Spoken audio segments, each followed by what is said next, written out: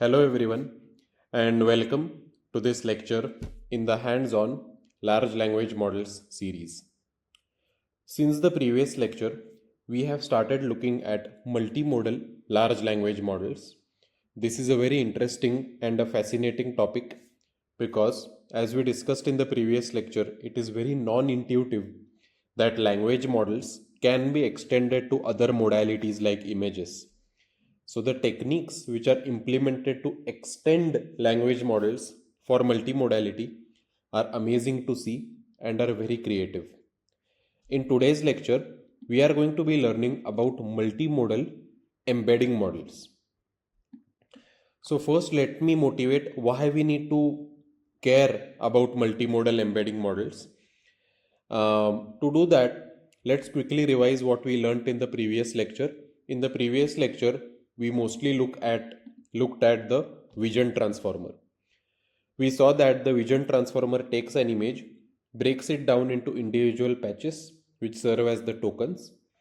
These patches are then projected, or it's called as a linear projection, and they are converted into sort of token embeddings, like we did in the case of language.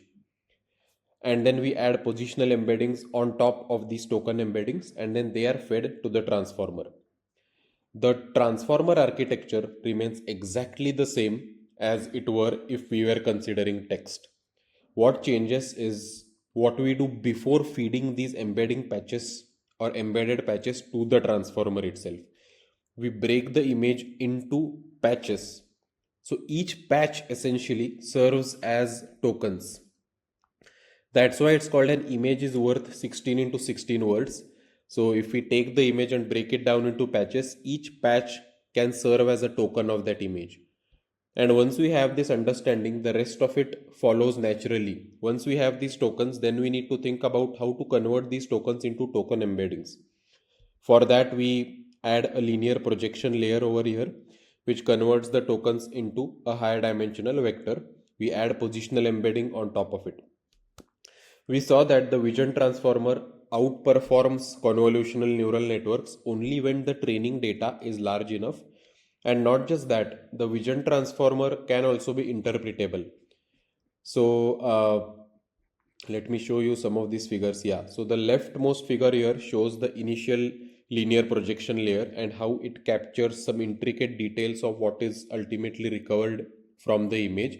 And we also saw that as we go deeper and deeper in the transformer architecture, so the transformer blocks which come later, they capture broader level details of the image, and the transformer blocks which come earlier, they capture smaller level or finer level details of the image itself. All right.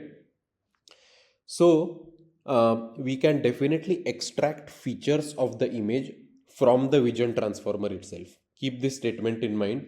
We can extract features of the image from the vision transformer.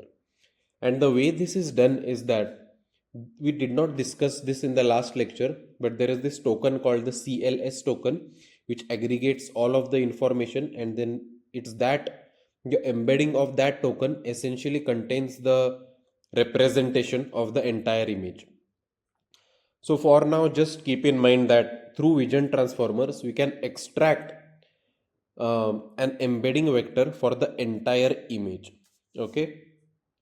But now, let's try to answer this question. Okay. I go to ChatGPT and I put this image of a cat, or I go to any multimodal language model and I put the image of a cat and I say that what does this image represent?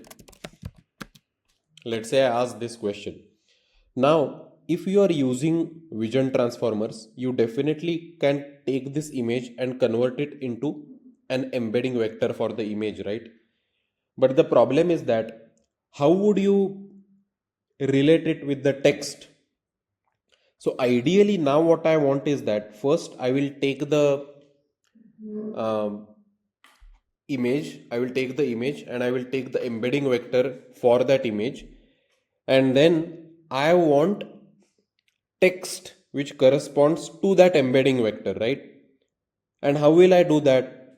I cannot do that unless the text is also embedded in a similar vector space. So imagine I have a vector for this image, and I'm looking for text which corresponds to this image, right? Because the question is, what does this image represent?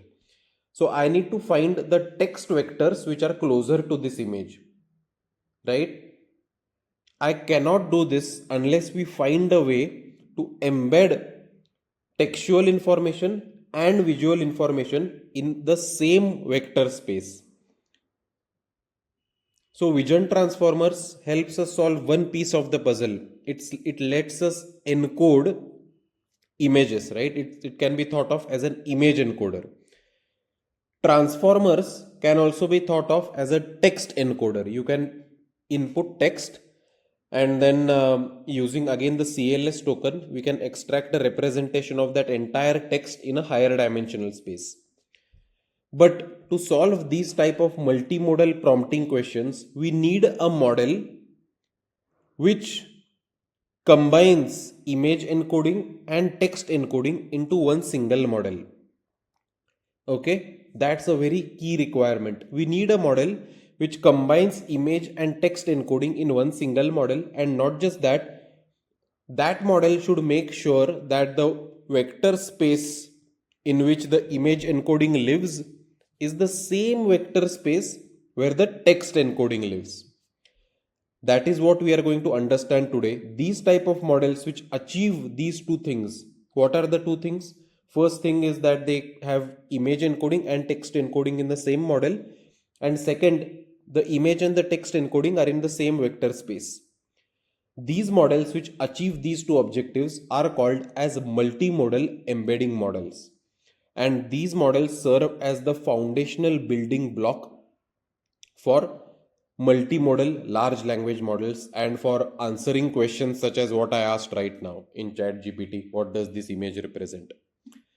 So let me show you a schematic of what actually we are looking for. So let's say we have an image, right? That is the image of a cat. And let's say we have an associated sentence with the image, this is a cat. Now both of these actually represent the same thing. What we want is that we want a multimodal embedding model which will create a text embedding for this sentence, which will create a image embedding for this image in the same vector space. And then we can answer any question, right? Then if the question is what does this image correspond to, we just find the text which lies closest to the image embedding and output that text. So the key thing is that multimodal embeddings can create embeddings for multiple modalities in the same vector space. Let me repeat that. Multimodal embedding models can create embeddings for multiple modalities in the same vector space. So this is an amazing illustration and it's very non-intuitive to me. Even representing text as vectors is non-intuitive. Representing images as vectors is even more non-intuitive, and having those text and images in the same vector space is even more non-intuitive. But as you can see here, this is the gold standard which we are aiming for, right? What if we have a model which has vector embeddings for car, road, snowing, a puppy, etc. But in the same vector space, what if the model has embeddings for images also? So now you see the image embedding for a cat lies closer to these text embeddings to my cat is cute, I don't like cats. Or the image embedding for this car over here lies very close to the text embedding for car and road. So you see, this is amazing, I think, because images and text kind of represent the same information, right? So it makes sense to project them in a same vector space. So that is what we are trying to achieve through these multimodal embedding models. Why do we do this? Why do we need multimodal embedding models? Well, because they have a huge number of advantages. The first advantage is that we can find images based on input text. So if the question is show me the pictures of a puppy, right? So you will find the text embedding for a puppy, and then you will find the image embedding which is closer to the text embedding, and then you will just output that image. It's as simple as that.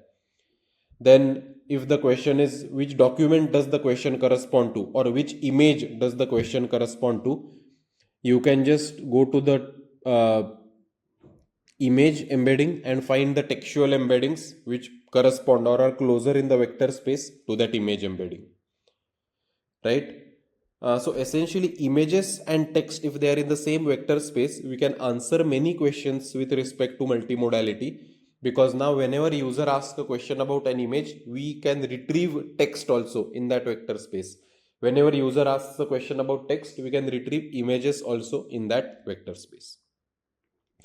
Okay, so I hope that I've motivated the importance of multimodal embedding models until this point.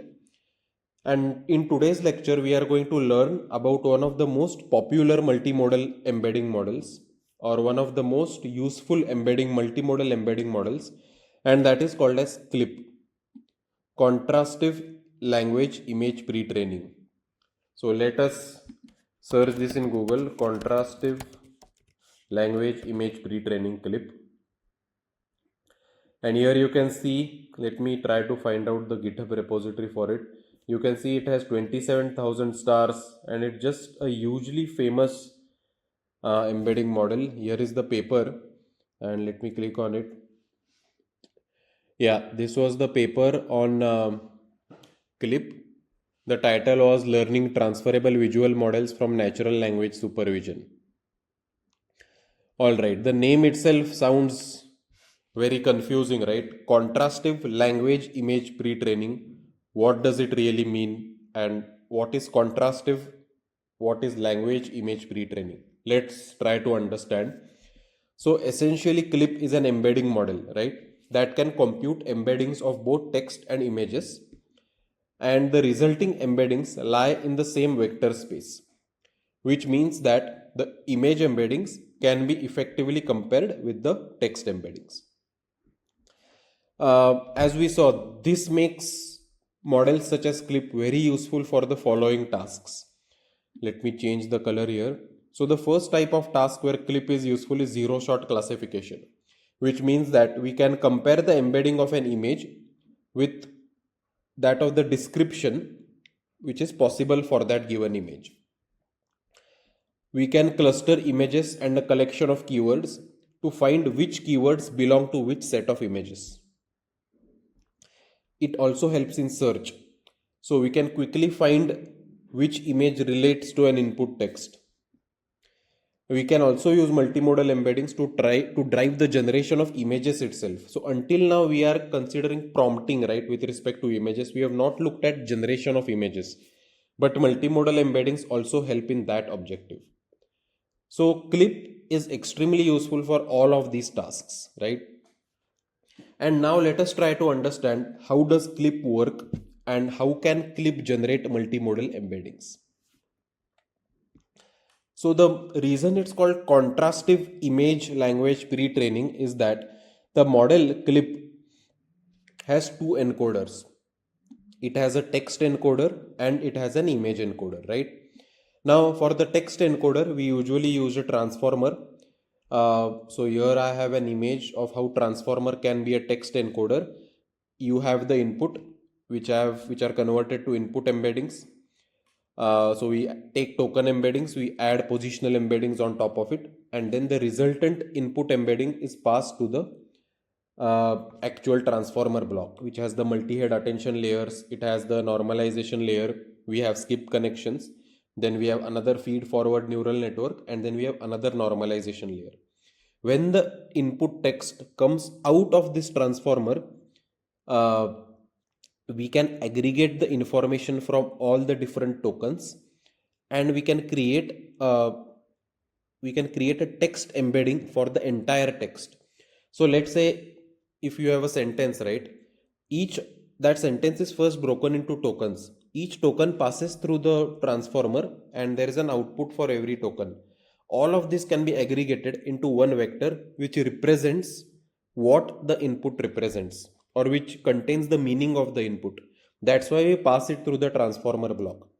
Remember, the transformer block through the multi-head attention takes the input embedding and converts them into something called as a context embedding, which means that we take into account how different words relate to each other. So when we convert the text into a vector, it also has information about the context. That's why some meaning is retained. Contextual information is not lost. So this is what is meant by text encoding, right? So imagine when this sentence is passed, we get an embedding vector, which is one vector in a higher dimensional space for this sentence. Then, as we saw, images can also be passed through an image encoder. This can be either a vision transformer, it can even be a ResNet module, which is based on a traditional CNN. For now, we are explaining this with VIT, but CLIP has different variations. You can use a vision transformer as an image encoder, or you can even use ResNet as the image encoder. What this does is that it takes the image, and as we saw, it breaks the image down into patches, flattens them, linearly projects them, and passes them through the same transformer encoder block which we saw. And then again at the output, all of these patches, their representations can be collected or pulled together through the CLS token. So essentially we have one vector which essentially represents this image. So now at this stage we have a vector which represents the text and we have a vector which represents the image. What is then done after this point is that we compare how these two vectors relate to each other. Ideally these two vectors should be very close to each other, right? Because they really represent the same thing. So the metric which we use to compare these two vectors and how close they are to each other is cosine similarity, right? If two vectors are very close to each other, their cosine similarity is the highest. If two vectors are perpendicular to each other, their cosine similarity is the lowest.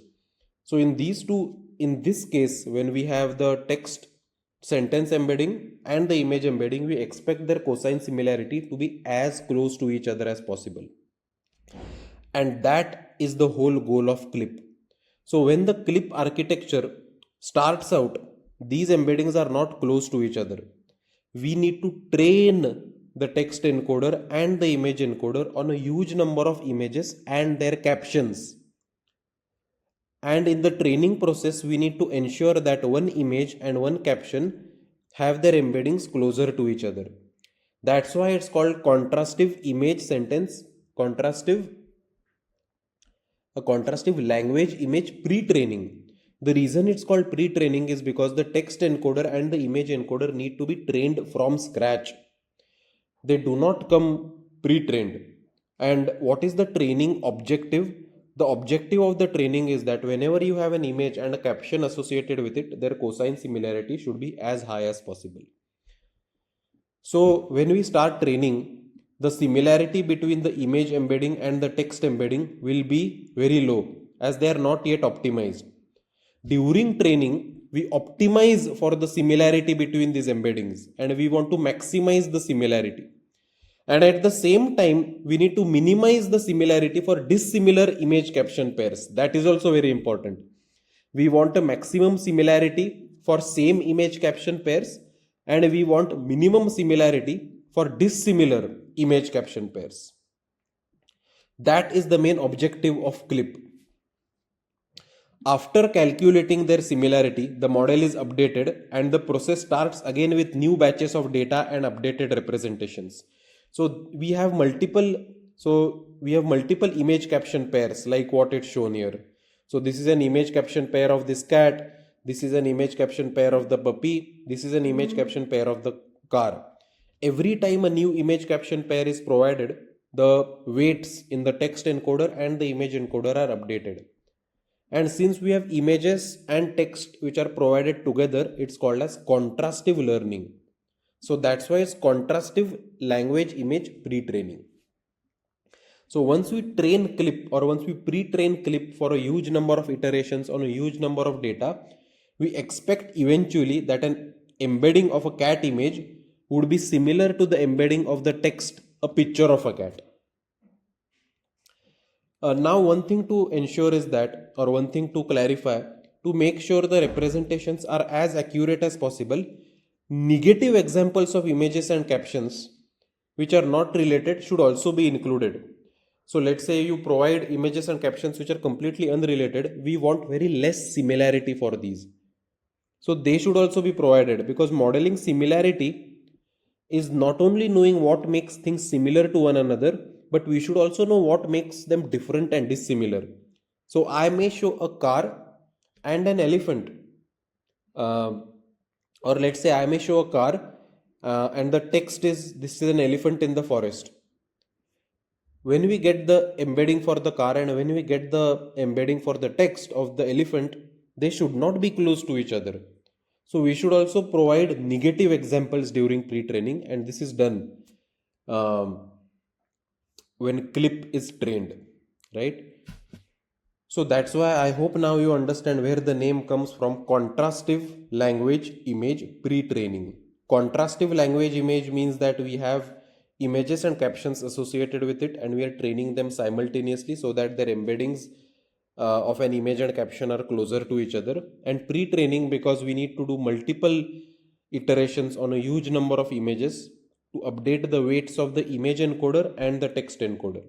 And ultimately, hopefully, we'll get an amazing and an awesome model which can take an image, associated caption, and put them in the same vector space which are closer to each other.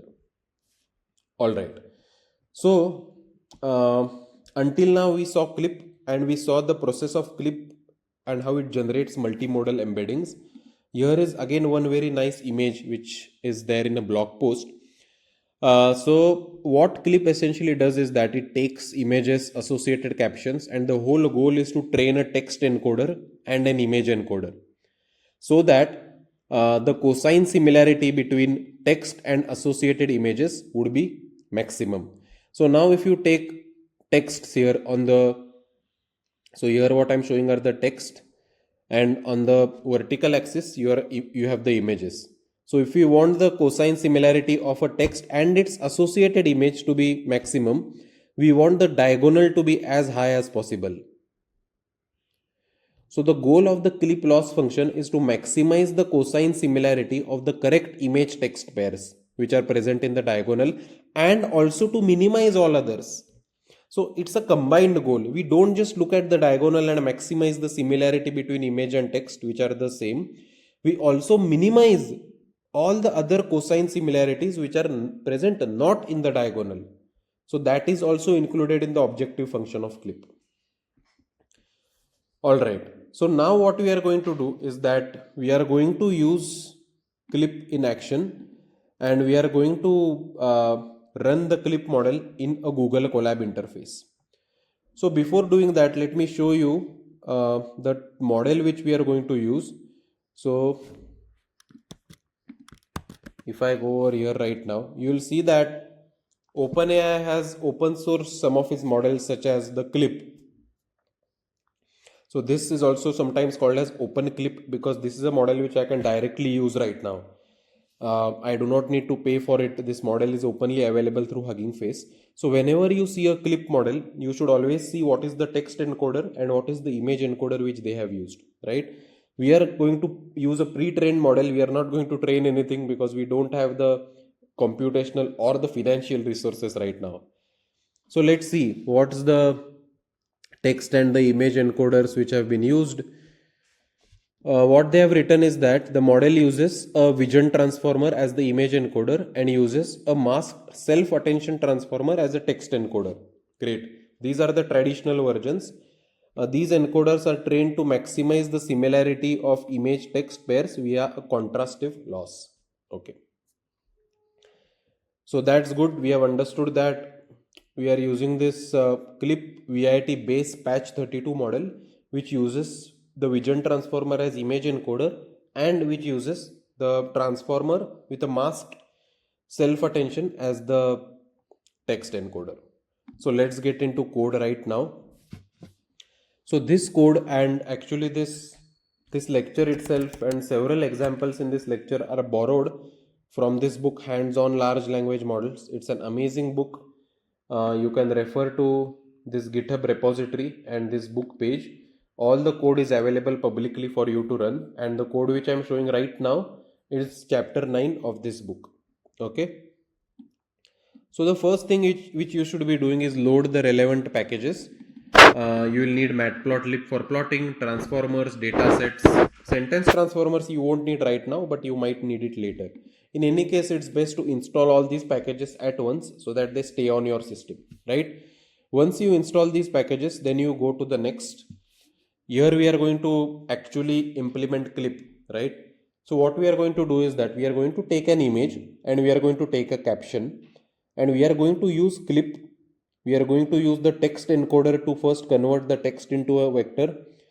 Then we are going to use the image encoder to convert the image into a vector, and then we are going to see the cosine similarity of these.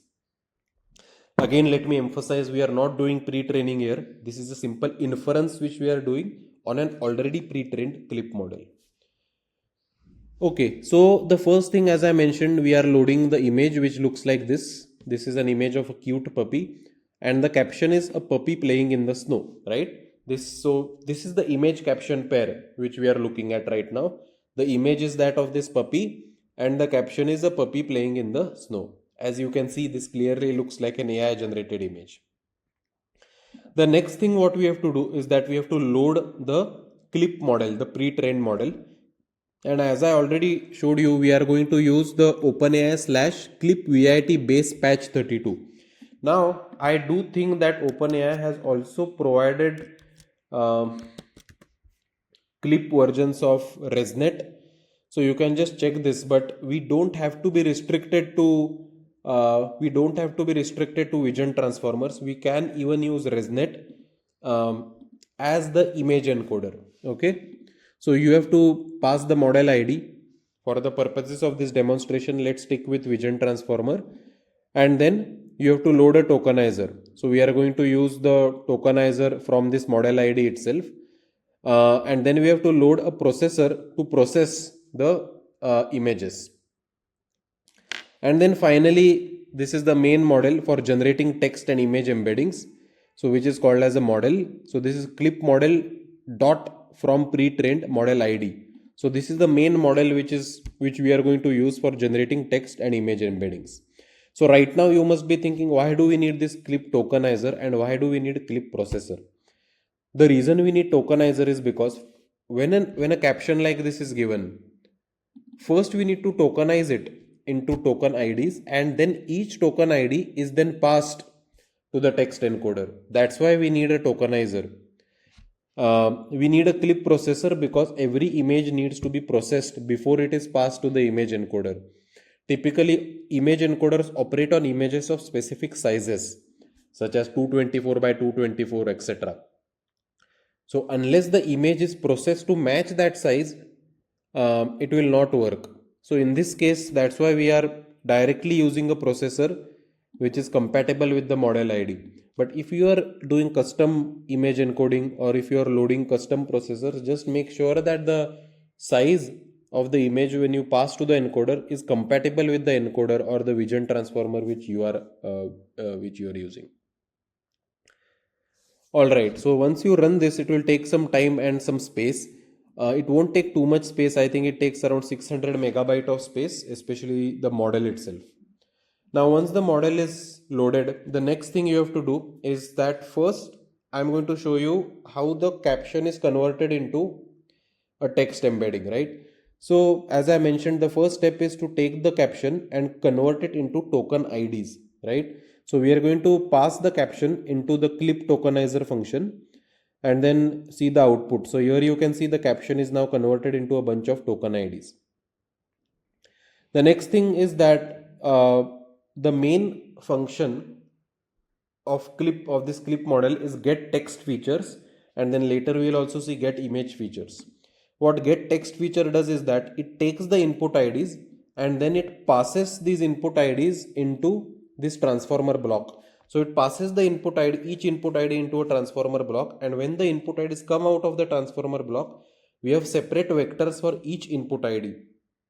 Then we aggregate these vectors through the CLS token. So we have one final resulting vector for the entire sentence or for the entire caption itself. So this is the use of a transformer as an encoder, like how it is done in BERT. Remember, GPT uses transformer as a decoder. All right, so then once you run this, you will get the input token IDs, and then you have to do model.get features and pass these token IDs. And then you will get the embedding vector. That's it. This is the text embedding vector which we have got for the input sentence. So this is a 512 dimensional vector. So now what Clip has done is that it has taken the input caption, which is a puppy playing in the snow. We broke it down into token IDs, and now we have projected this text input into a 512 dimensional vector space, and it's sitting somewhere in the vector space right now. This is the stage where we have reached until now. Now let's see what to do with the image. Okay, so for the text we converted it into tokens, right? That's the first pre-processing step. For the image, what we have to do is that we have to take the image and pass it through the clip processor. What this clip processor does is that, in fact, you can see the shape of the processed image. It's of a specific size. We have three channels RGB, and the size is 224 pixels by 224 pixels. You can even print out this image and you will see it looks like this. So now compare this pre-processed image with the image which you already have. You will see several differences, right? First of all, this image is definitely not as sharp as the image which we had, because it's dialed down in terms of the number of pixels. It's 224 by 224. That's why it's looking like this. So this is the size which needs to be given to the image encoder, and that's why the pre-processing step is necessary. If you don't do this step and directly pass the image, you will receive a size error. Now the next step, very similar to what we did for the text, is that for the text we got the text features, right, and immediately we got the embedding vector. Similarly for the image, we are going to get the image features. So we are going to do model.get image features. What this does is that when you do model.get image features, we take the image, we break it down into patches, we flatten them, linearly project them, and pass it through the entire transformer architecture. Once each patch comes out of the transformer encoder, each patch has a vector associated with it. Then we aggregate the vectors of all of these patches through the CLS token, and then that is the image embedding, or that is the vector which represents that image. So now when you do model.get features, you will see the image embedding. So now what the clip has done is that it has taken the image and it has converted that image into a 512 dimensional vector space. So, and if you remember, the text also now sits in the 512 dimensional vector space. So now we have the dog image sitting in that vector space, and we have the text sitting in the same vector space. And then what you can do is that since both of them are in the same vector space, their dimensionality is aligned, you can find the cosine similarity between those two, right? To do that, first what you can do is that you can normalize the vector. So here you can see we are dividing the each embedding vector with their magnitude, and then you can find the cosine similarity. So we are just doing the dot product between the text embedding and the image embedding, and we see that the cosine similarity magnitude is 0.33. So the question you might be thinking that, okay, this looks like a high answer, but I don't know whether it's good enough or not. Does this mean that the image and the caption are similar? Does it mean they are not similar? For that, we have to see different images and then compare and contrast. So let me show you what I mean. So along with the puppy, now let's say we have a cat and a car also. So, and the captions are, the first is of course puppy playing in the snow. For the cat, it's a pixelated image of a cute cat. So let's see this image.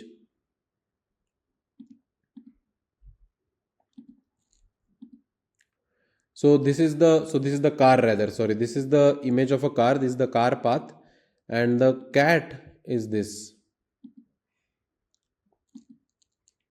This is the pixelated image of a cute cat. So now we are going to do three images, and we have three associated captions. So puppy playing in the snow, a pixelated image of a cute cat, and a supercar on the road with a sunset in the background. These are the three captions. And now what we are doing is that we will find the cosine similarity matrix. So we will not just find cosine similarity for the image and its caption, but we will find it for an image with other two captions as well. Then we can compare whether the cosine similarity for an image caption pair is indeed the highest. So in particular, we want to generate a cosine similarity matrix like this between the image and between the images and the captions. So now we'll do an exactly similar thing. We will first process every image, we'll pass it through the processor, then we'll get the image features for each image, and then that itself will convert every image into a 512 dimensional vector. Similarly, we are going to, for the inputs or for the text, we are first going to tokenize every caption, these captions over here. We are going to pass the token IDs into the model, and then we are going to extract the text features, which means that we are going to convert every caption into a 512 dimensional vector.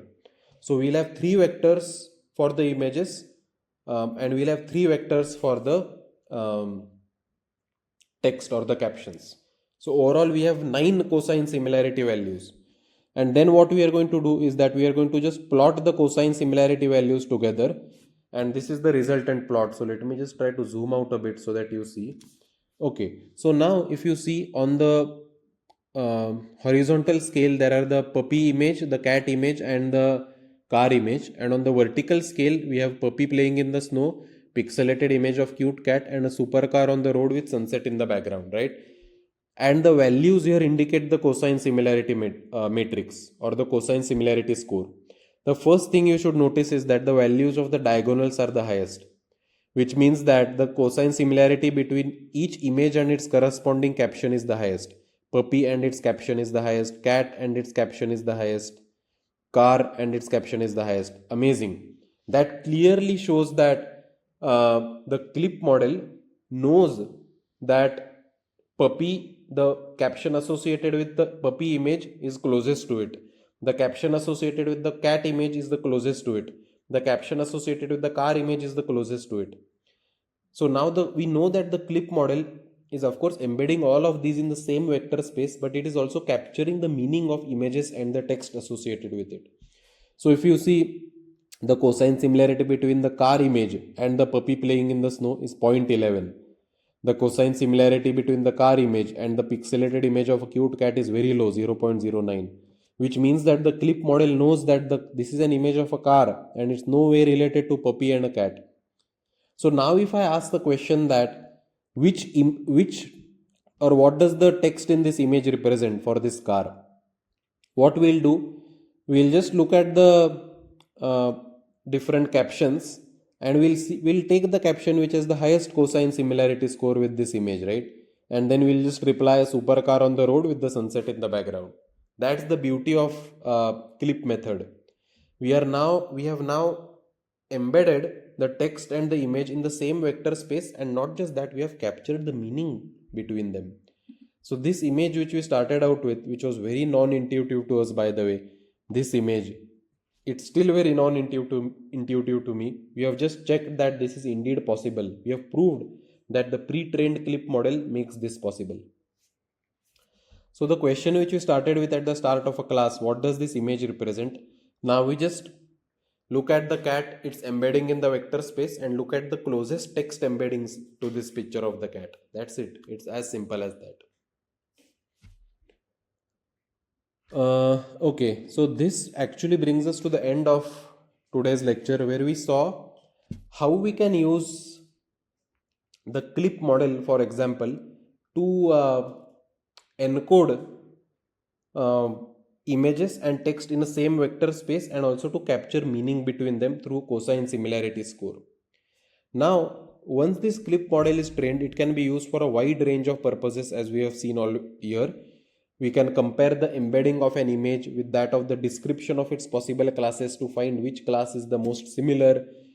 So this Google Colab example itself we can take. If the question is which class among these 3 is most similar to the image, we can find the cosine similarity and comment which caption is the most closest to this image. Then we can cluster images and a collection of keywords to find which keywords belong to which set of images. So now if you have a huge set of images, right, and if you want one keyword which represents those images, let's say you have a huge list of keywords, you compare the embeddings of these keywords with the average of the image embeddings for all of these and find the keyword which is closest in terms of cosine similarity. Similarly, it can help search and generation as well. I just want you all to appreciate how amazing this is, that text and images are now embedded in the same vector space, and not just that, we are able to capture the meaning between them. And if you understand what is at the heart of all of this, it is the uh, text and the image encoder, right? The text and the image encoder is at the heart of all of this. And what is at the heart of a text encoder? At the heart of a text encoder is a transformer, and especially the multi-head attention. What is at the heart of an image encoder? It's again the transformer and the multi-head attention. So you see, the reason for this entire multimodal revolution can ultimately be attributed to the rise of the transformer architecture itself, and concepts such as multi-head attention, how to fuse it with normalization, this neural network layer later, etc. This whole architecture is the backbone uh, because of which the multimodality or multimodal LLMs work so well.